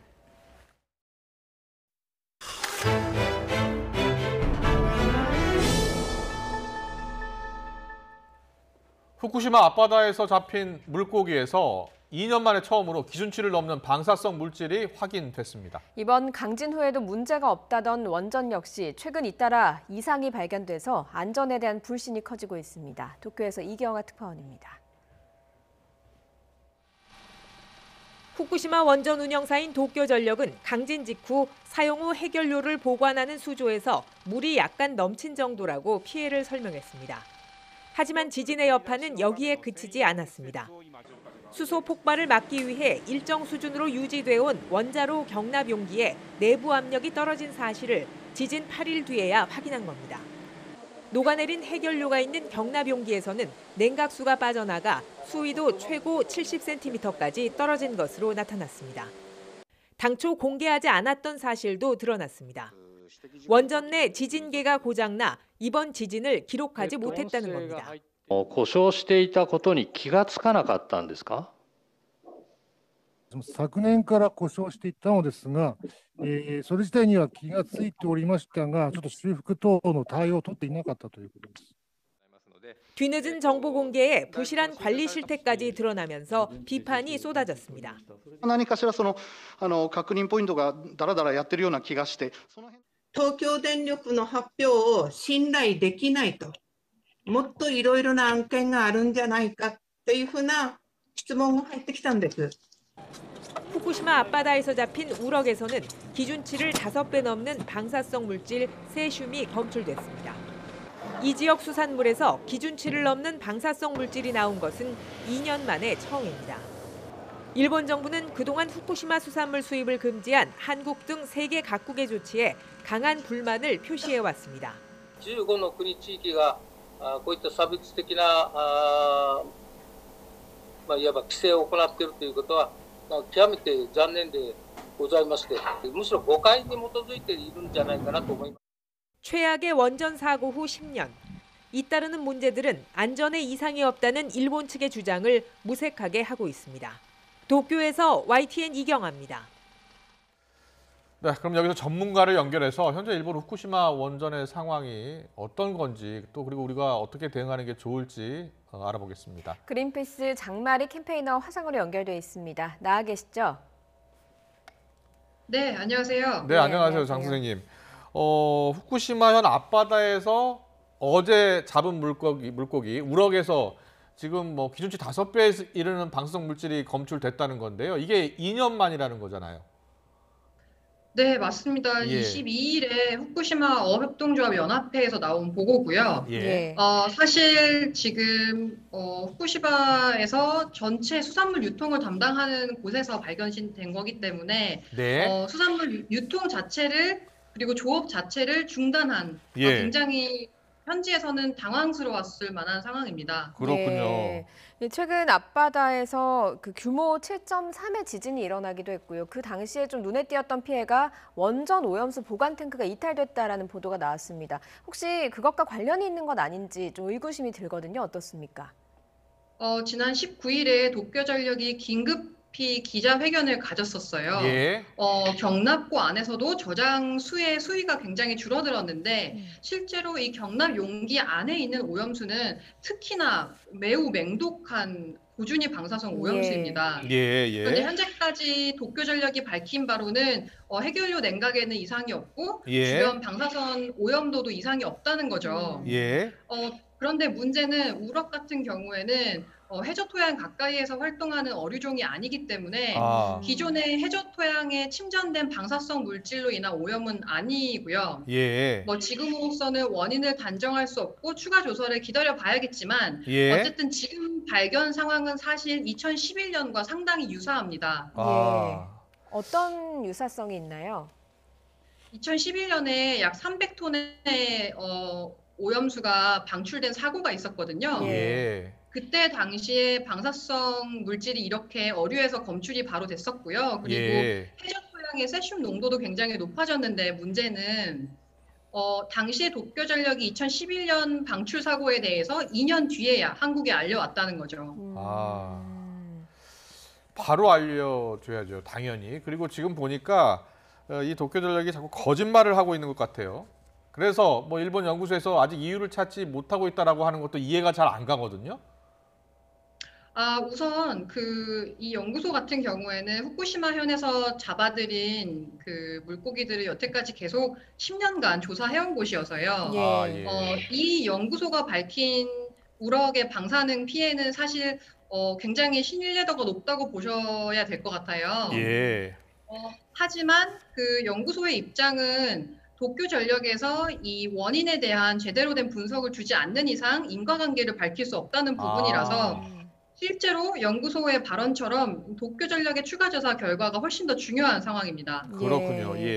일단 뭐 이런 이야기가 나오고 나면 국민들 입장에서, 일본 국민들 입장에선 걱정이 클 수밖에 없을 것 같습니다. 먹는 문제니까요. 일본 현지 반응 들으신 것 있습니까? 사실 후쿠시마 사고의 가장 큰 피해자들 중에 어민들이 있습니다. 2011년 사고 직후에도 이제 수년간 조업을 하지 못했고 지금도 사고 전에 비해서 약 14%만 조업을 할 수 있는 상황이거든요. 후쿠시마 사고가 10년이 지났기 때문에 이젠 조업을 좀 활발히 하려는 기대가 있던 차에 일본 정부가 오염수 방류 계획을 발표를 하면서 충격이 더 많았었는데요. 이만큼 오염수 방류를 막는 것은 우리 바다나 우리나라 국민들뿐만 아니라 일본 후쿠시마 현의 주민들 그리고 더 나아가서는 전 세계 바다 환경을 지키는 일이 될 것입니다. 그렇습니다. 그런데 약간 걱정스러운 것은 2년 만에 또 이렇게 방사능 물질이 나왔다고 하니까 이게 해류를 타고 혹시 또 우리나라로 또 흘러 들어온 것은 아닐까 이런 걱정도 되거든요. 네, 걱정이 참 많으실 텐데요. 방출된 양이나 오염수의 정체를 알 수 없기 때문에 지금으로서는 너무 앞선 우려는 하지 않으시는 편이 좋지 않을까 이렇게 좀 소견을 드리고요. 하지만 이번 상황을 통해서 이 일본 정부의 오염수 방류 계획을 저지하는 게 굉장히 중요하다. 왜냐하면 이렇게 자명한 피해가 예상이 되고 만약에 오염수가 방류되면 이것이 우리의 일상이 될 수 있다는 부분, 이 부분은 좀 경각심을 가져야 하는 부분입니다. 알겠습니다. 그리고 일단 우리나라의 경우에는 후쿠시마 수산물 수입을 전면 금지하고 있습니다. 그래서 뭐 이번에 세슘이 발견된 뭐 우럭이라든가 이런 것들은 수입 가능성이 없는 거죠? 네, 후쿠시마산 수산물은 우리나라에서 수입하지 않고 있고 또 일본에서 오는 수산물도 전체 랜덤으로 검역하는 걸로 알고 있습니다. 그리고 특히 사고 이후에는 특별히 일본산에서 방사능 물고기가 이처럼 밝혀진 바는 없는 걸로 알고 있는데요. 문제는 이 실제로 우리가 후쿠시마산 수산물 수입 금지 조치를 유지하고 있는 이 소송, 이 WTO 승소 결과가 사실 장기적인 것이 아니라 일시적인 조치였기 때문에 이 후쿠시마산 수산물을 우리나라에 들이지 않기 위해서는 WTO의 후쿠시마 오염수 방류가 우리 해역에 정말 큰 영향을 미칠 것이라는 것을 증명해야 되고요. 또 무엇보다 일본 정부의 오염수 방류 계획을 한국이 앞장서서 막아야 되는 상황인 거죠. 자, 이 오염수 방류 계획 말씀해 주셨고 우리가 반드시 막아내야 된다라고 지금 얘기해 주셨는데 일본 정부의 입장은 어떻게 하든지 후쿠시마 원전 오염수를 방류하겠다 이런 지금 방침을 굽히지 않고 있는 거죠? 네, 그렇습니다. 지금 최근에 강진이나 코로나 문제 때문에 그 오염수 방류 결정을 미루곤 있지만 후쿠시마 10주년, 그러니까 3월 11일이 지나고 나면 다시 오염수 방류 계획에 대해서 공식화하는 시도를 할 겁니다. 반드시 막아내야겠습니다. 지금까지 장마리 그린퍼스 캠페이너와 이야기 나눠봤습니다. 오늘 말씀 잘 들었습니다. 고맙습니다.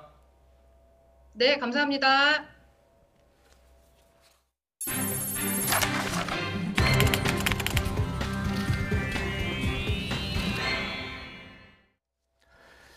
요즘 인기인 차 안에서의 캠핑, 이른바 차박을 할 때 뒷좌석에 까는 에어 매트리스를 많이 사용하게 되는데요. 비좁은 공간이어서 피부와 호흡기 접촉이 잦을 수밖에 없는데 일부 에어 매트리스 베개에서 환경 호르몬이 기준치의 최대 290배나 검출됐습니다. 차유정 기자입니다. 한적한 장소에 가서 차 안에서 먹고 자고 쉬는 이른바 차박 캠핑 인기가 여전합니다. 차박할 때 꼭 필요한 용품 가운데 하나가 뒷좌석에 까는 에어 매트리스입니다. 좁은 실내에서 장시간 접촉하는 만큼 피부와 호흡기 건강에 문제가 없어야 하지만 에어 매트리스 베개에서 해로운 환경 호르몬이 상당량 검출됐습니다. 소비자원이 시중에 있는 15개 제품을 조사했는데 5개 제품에서 환경 호르몬의 일종인 프탈레이트계 가소제가 최대 290배 초과해 나왔습니다. 프탈레이트계 가소제는 신장 손상을 유발할 수 있으며 정자수 감소와 불임 등 생식 기능에 나쁜 영향을 미칩니다. 한 개 제품은 바닥에 까는 매트리스에서도 프탈레이트계 가소제가 검출됐습니다. 또 다른 베개 3개 제품에선 접촉성 피부염을 유발하는 포말데하이드가 최대 2배 넘게 나오기도 했습니다. 유해물질 기준을 초과한 8개 제품을 제조, 판매하는 사업자는 해당 제품의 판매 중지, 재고 폐기 등 시정 조치 계획을 회신하였거나 개선을 완료했습니다. 소비자원은 현재 차량용 에어 매트리스 안전 기준이 따로 없어 비슷한 기준을 준용하고 있는 실정이라면서 관련 기준 마련이 필요하다고 강조했습니다. YTN 차유정입니다. 모바일 금융 서비스 토스를 통해서 부동산 소액 투자를 한 투자자들이 집단 소송에 나선다는 소식 YTN이 단독으로 보도해드렸습니다. 이 토스가 대대적으로 광고하면서 제휴한 투자 업체가 분양 사기로 피소된 업체의 상품을 판매한 것으로 드러났습니다. 투자업체 수사에 이어서 토스에 대한 수사로도 이어질지 관심이 쏠리고 있습니다. 박기환 기자입니다. 지난 2017년 P2P 투자업체 5곳과 제휴해 부동산 소액 투자 서비스를 출시한 토스. 앱에 등록한 토스 계좌로 쉽게 투자를 할 수 있다는 장점에 사람들이 몰렸습니다.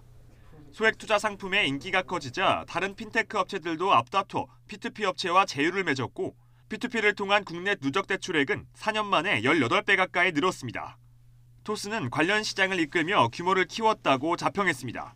이미 시장에서 한 번도 존재한 적이 없던 서비스를 토스는 늘 시장에서 항상 앞서서 가장 먼저 런칭했을 뿐만 아니라 이것이 업계의 표준으로 자리 잡으면서 수많은 IT 기업이라든지 금융기관들이 토스의 서비스를 많이 참고해서 하지만 얼마 지나지 않아 투자 상품에서 문제가 드러나기 시작했습니다. 지난 2019년 토스에서 광고한 김해의 한 오피스텔 상품은 1년도 안 돼 수익금이 연체됐습니다. 투자자들이 이걸 판 P2P 업체를 고소했는데 수사 결과 투자금을 대출받은 건설업자가 허위 분양한 사실이 드러났습니다. 정상적인 상품을 토스 플랫폼에서 거래를 하게 했었냐라는 의구심이 들게 하면서 진짜 분노도 일었고 배신감도 많이 들었습니다. 제주도의 한 타운하우스 투자 상품도 불법 건축물로 확인되는 등 비슷한 사례가 잇따랐습니다. 해당 P2P 업체는 상품에 문제가 있는 줄 몰랐다고 주장했지만 경찰은 부실을 알고도 팔았는지 집중 조사하고 있습니다. 저희가 그렇게 짧은 단기적인 시각을 가지고 사업을 하진 않았어요. 건추심 열심히 하는 거 말고는 성간주의 의무를 다하는 게 지금 저희가 할 수 있는 최선인 것 같아요. 수사를 받게 된 업체와 제휴한 토스에도 비난의 화살이 향하자 토스는 다음 달부터 피소된 업체와 계약을 종료하기로 했습니다. P2P 투자를 하시는 수요 자체가 좀 많이 줄었다고 보고 있고 처음으로 광고 계약 만기가 돌아온 세라폰님 같은 경우는 계약을 안 하기로 했고 투자업체의 혐의가 확인되면 제휴했던 토스로도 수사가 확대될지 주목됩니다. 등장 5년 만에 1,000억 원이 넘는 매출을 달성하며 인터넷 은행 출범까지 추진하고 있는 토스. 눈부신 급성장의 이면엔 투자자들의 아우성이 깔려 있었습니다. YTN 박견입니다. 최태원 SK그룹 회장이 4대 그룹 총수 가운데 처음으로 상공회의소 회장으로 임기를 시작했습니다. 무역협회도 구자열 LS그룹 회장이 차기 회장으로 확정됨으로써 기업인들이 주요 경제단체들을 모두 이끌어가게 됐습니다. 조용성 기자입니다. 상공회의소 수장이 박용만 두산 인프라코어 회장에서 최태원 SK 회장으로 바뀌었습니다. 24대 서울상위 회장으로 선출된 최 회장은 관례에 따라 다음 달에는 재계를 대표하는 경제단체인 대한상위 회장도 겸합니다. 위축된 재계에 힘을 실어주기 위해서는 4대 총수가 맡아야 한다는 요구가 반영된 결과입니다. 어려운 시기에 이런 일을 맡는 것에 대해서 상당히 망설임과 또 여러 가지 생각이 교차를 했습니다만은 서울상위를 잘 이끌어 나가도록 앞으로도 나름 견마지를 다 하도록 하겠습니다. 이와 함께 달라진 산업구조에 맞춰 대한상위 회장단도 대거 개편됐습니다. 7명의 신임 부회장 자리에 김범수 카카오 회장, 김택진 NC소프트 대표, 장병규 크래프톤 회장 등 정보통신계 인사들이 대거 합류했습니다. 무역협회는 구자열 LS 회장이 15년 만에 관료 출신이 아닌 기업인으로서 회장직을 맡게 됐습니다. 코로나19 사태로 불투명성이 높아진 수출기업 전선에 경륜이 있는 기업인이 필요했기 때문입니다. 최태원 구자열 회장은 아버지인 고 최종현 국평회 회장에 이어 구자가 경제단체장을 맡는 셈입니다. 조만간 차기 회장을 선출하는 전국경제인연합회는 마땅한 후보가 없어서 허창수 GS그룹 명예회장이 연임할 것으로 보입니다. 경제단체의 맏형격이었던 정경련은 국정농단 사태에 연루되면서 위상이 추락해 경총과 합쳐 힘을 키워야 한다는 통합설이 불거집니다. 박근혜 정부 때 여러 가지 사건으로 일단은 정경련의 시대가 끝났다. 완전히 끝난 것 같아요. 대한상위 총수를 지금 이제 우리나라 대기업 총수가 지금 겸직하는 거기 때문에 상당한 이번에 어떤 그 변화가 됐다, 어떤 진화가 됐다 이렇게 얘기할 수 있고요. 최근 기업규제법들이 연이어 국회에서 통과하면서 경제단체들이 재계 입장에 더욱 힘을 실어줄 수 있도록 쇄신이 필요하다는 요구를 받고 있습니다. 주요 경제단체 수장에 최태원 구자열 회장 등이 함께 오르면서 5대 경제단체 모두가 15년 만에 기업인 회장 시대를 맞게 됐습니다. YTN 조용성입니다.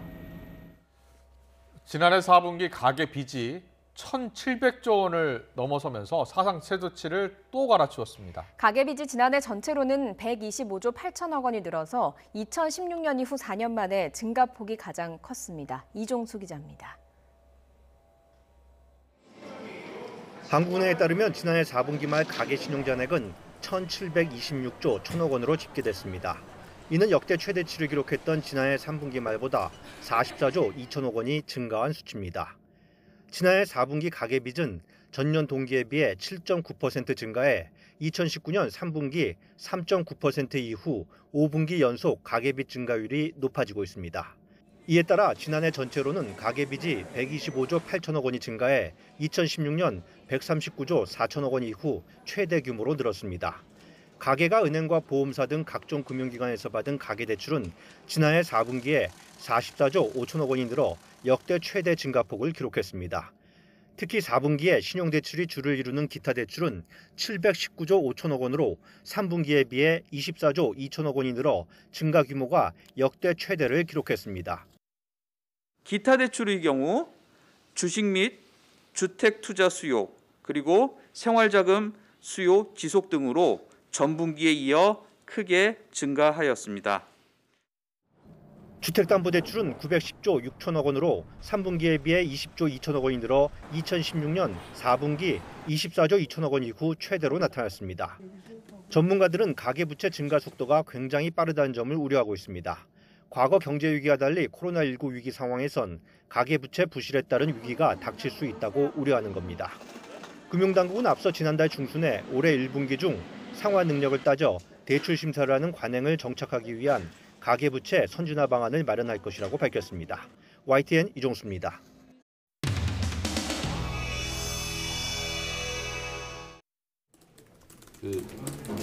금고 이상 형 받으면 의사 면허 취소하게 한다는 그 의료법 개정안 있잖아요. 그 논의되고 있잖아요. 의료법 개정안 논의되고 있잖아요. 글쎄요, 지금 의료법 개정안이 하필이면 왜 의사들의 심기를 건드리는 그러한 법을 왜 시도하는지 잘 납득이 안 갑니다.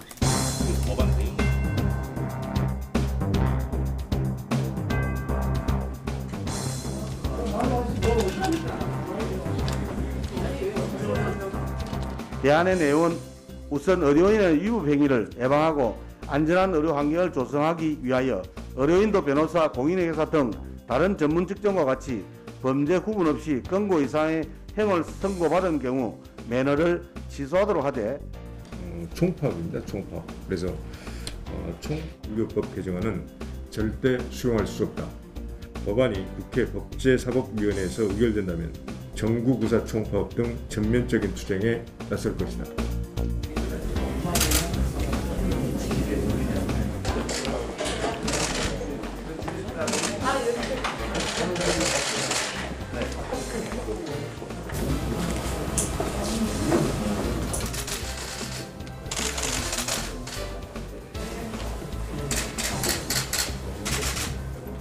그리고 코로나의 백신 접종 관련된 어떤 협력, 이 체계가 모두 다 무너져버리고 왔습니다.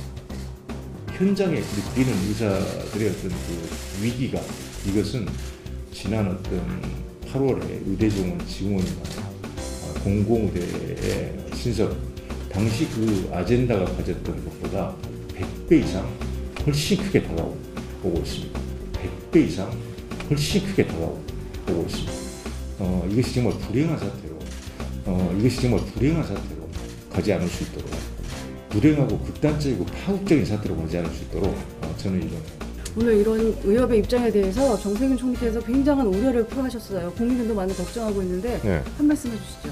단죄를 했을 때 어떤 일, 그 이후에 발생하는 여러 가지 사태들, 거기에 대한 책임은 분명히 정부에서 그것을 져야 됩니다. 분명히 정부에서 그것을 져야 됩니다.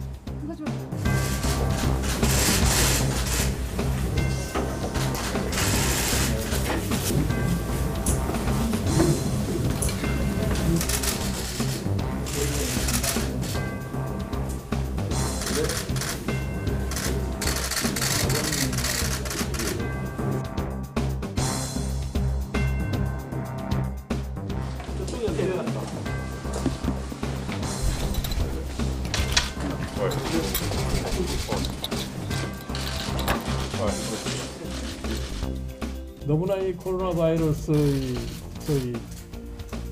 대처가 정치적으로 상당히 이용되지 않았나 이렇게 생각합니다.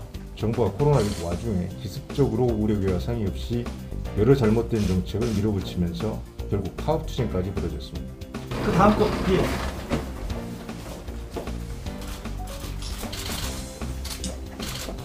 화이팅 한번. 지금 화이팅 분위기는 아닌 것 같아요. 알겠습니다. 네, 화이팅 분위기는 아닌 것 같습니다. 한낮에도 찬바람이 불면서 오늘 날이 많이 쌀쌀했습니다. 서울 낮 기온 4도 안팎에 머물렀는데요. 추위는 내일 아침까지 이어진 뒤 낮부터 기온이 10도 안팎까지 크게 오르면서 누그러지겠습니다. 한편 대기의 건조함은 나날이 심해지고 있습니다. 서울 등 수도권 일부 지역에도 건조주의보가 확대된 상태인데요. 여기에 오늘까지 바람도 강하게 불겠습니다. 산불 등 화재가 발생하기 쉬운 조건인 만큼 산에 가실 때는 라이터 등 인화물질은 되도록 가져가지 마시고 논이나 밭두렁을 태우는 행동도 금하셔야겠습니다. 내일 전국 하늘 맑고 공기도 깨끗하겠습니다. 동해안 지역에는 너울성 파도가 높게 일겠습니다. 내일 아침 기온은 오늘보다 조금 더 낮습니다. 서울과 대전 영하 4도, 안동 영하 5도까지 떨어지겠고요. 하지만 낮에는 기온이 크게 올라서 서울과 세종 9도, 울산 11도, 부산 12도까지 오르겠습니다. 주 후반에는 전국 곳곳에 단비가 내리겠고요. 3일절인 다음 주 월요일에는 전국에 한 차례 비나 눈이 오겠습니다. 지금까지 날씨 정보였습니다. 이어서 저녁 종합 뉴스 이브닝 뉴스가 방송됩니다. 시청해주신 여러분 고맙습니다.